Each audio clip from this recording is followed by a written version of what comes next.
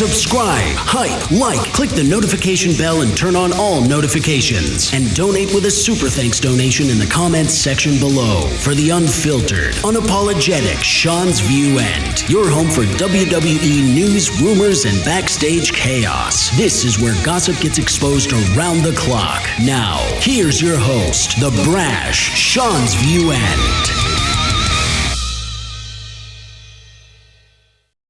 Well, I'll tell you what, we were set to have just a couple of breaking news headlines on this very video, but what come to be two has now turned into seemingly 22. Not 22, but boy, this is going to be a fully loaded episode. Ladies and gentlemen, remember, I want everyone to donate, whether it be $1, $5, with a super thanks donation in the comment section below by using your credit card, or become a channel member today, as the intro said, as you heard in the beginning of the video. So, ladies and gentlemen, I know there's been a lot of outrage, and I know there's been a lot of backlash. Quite frankly, there's been a lot of criticism as it concerns many of the WWE releases. Some surprising, some shocking, some prevailing. Some say, well, we saw this coming. But be that as it may, ladies and gentlemen, we are receiving word right now that Kairi Sane's release wasn't the WWE, it wasn't TKO, it was her own choice, it was her own doing. So we will never see Kairi Sane back in a WWE ring. Well, you can listen. I know we can never say never in the world of WWE, right? We can never say never, but again, it was Kairi Sane's own admission. It was on her own doing, her own admission, that she wanted to go back to her homeland. She wanted to go back to her country. She wanted to go back to where she felt home, and that is what Kairi Sane did. And as a matter of fact, she is already back home. So for all the fans that are going to be chanting in the arenas or trying to take over the broadcast with "We want Kairi Sane" chants, don't look for her to come back anytime soon, according to those in the know. And that obviously is just a very sad state of affairs, viewers, fans, and subscribers. And for those of you that didn't catch the video before this one, I want everybody's review. What was the top moments from Monday Night Raw last night? Also, we got more news and rumors coming in, as Stephanie Vicker injury confirmed legitimately after WWE Raw write-off last night. And again, guys, this is a write-off because she's dealing with a legitimate injury, and that is why she was written off the red brand of Raw on Netflix on Monday night last night. So now it's all about who's going to step up, and there's no word yet as it concerns. Right now, there is no word on when Stephanie Vicker will return to in-ring action, as it is right now a very big question mark. As it concerns the undisputed world heavyweight champion, Roman Reigns. And we got breaking news on CM Punk. We also got breaking news on Randy Orton. Guys, we got, again, I said this was going to be a fully loaded episode of the latest, the greatest news. Also, more news on WWE release news. Yes, more news and rumors and speculation on WWE releases. You are not going to want to miss that a little bit later on in the show. But ladies and gentlemen, getting on to this one, it would appear as if there is some heavy stressors coming out from USA Network. Since Roman Reigns is no longer a part of SmackDown. Since Roman Reigns was once a SmackDown star, now turned Raw superstar, since he defeated CM Punk for the World Heavyweight Championship, Roman Reigns is now exclusive to Raw. So now USA Network is stressing that they need CM Punk exclusive to SmackDown. So again, don't be shocked, don't be surprised if CM Punk moves to the blue brand of SmackDown. Is that a move that you would want to see? And again, the USA Network and its higher-ups want to see that happen. They want to see this go down. So what would you think about CM Punk going to the blue brand of SmackDown permanently or for the foreseeable future, and then Roman Reigns staying on Monday Night Raw? It all boils down to your thoughts, your comments, your opinions, and your emotions on that. But ladies and gentlemen, since we do multiple videos a day, we got multiple stories, headliners, blockbusters, entertainers, intergangers, whatever it may be. We are now receiving word according to the dirt sheets, the websites, and the newsletters. And this is a very sad one, guys.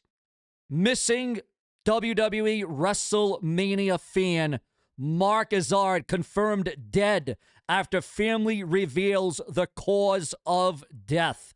Yes, ladies and gentlemen, a very, very sad state of affairs. The search for the missing fan that was at WrestleMania 42 has ended in tragedy. This was not the news I wanted to talk about, but again, a lot of my viewers and subscribers asked me to bring it up and talk about it and address it. After his family confirmed that he passed away just one day after he was last seen in Las Vegas. And his death was tied to existing medical issues. We're devastated to have learned that Mark passed away in Las Vegas on the 18th of April in the early evening. He passed away quickly from natural causes related to his underlying medical condition. So again, a fan at WrestleMania 42 has sadly, unfortunately, and untimely passed away. But as the report goes on to state, at least he died doing what he loved. And he was all about the WWE. We got breaking news on a former world champion returning to in-ring action in the WWE. And yes, we are going to get into that release news. WWE releases the pink slip. Who's going to be dropped? Who's going to be cropped? Who is going to be phased out of the company? Well, Sheamus says shoulder surgery recovery continues as WWE return timeline remains unclear. And that ties into my next story because according to rumors and gossip as it concerns WWE releases in the company, Bronson Reed, Kevin Owens, Sheamus, are they going to be next to be released from WWE since the injury bug? You know, Kevin Owens, he may never return again, so that could be reason enough to release him. Sheamus, he's getting older, may release him. There's been rumblings of Bronson Reed since he's injury prone. We brought this up a few days ago. Again, the rumors are starting to really pick up a lot of, a lot of steam because where there's smoke, there's fire.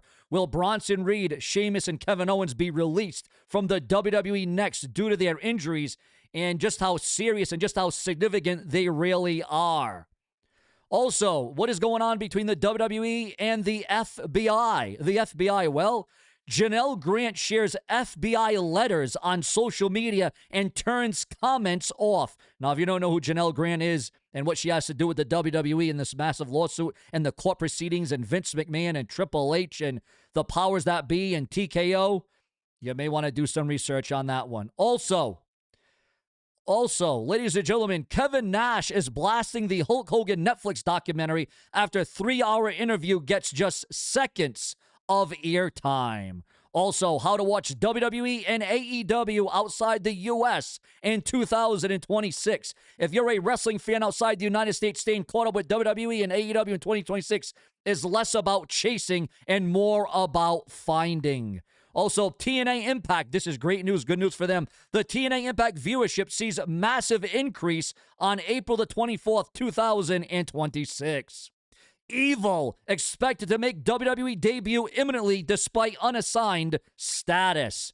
Also, is John Cena about to run for the U.S. presidency? Is John Cena going to be the next president of the United States of America? Never say never. Also, Nick Hogan sets the record straight. We all know that's the late, great Hulk Hogan's son, Nick Hogan. On his wrestling career plans, it could very well happen. It very well could go down where we see Nick Hogan in a WWE ring in the not-so-distant future because we all know that it is Nick Hogan's life. Is that his calling, viewers, fans, and subscribers? Plenty more to come. We got more news and rumors around the clock. Multiple videos there. Remember to click the bell, subscribe, donate below, or become a channel member today so you can keep the flow of the show going. Later.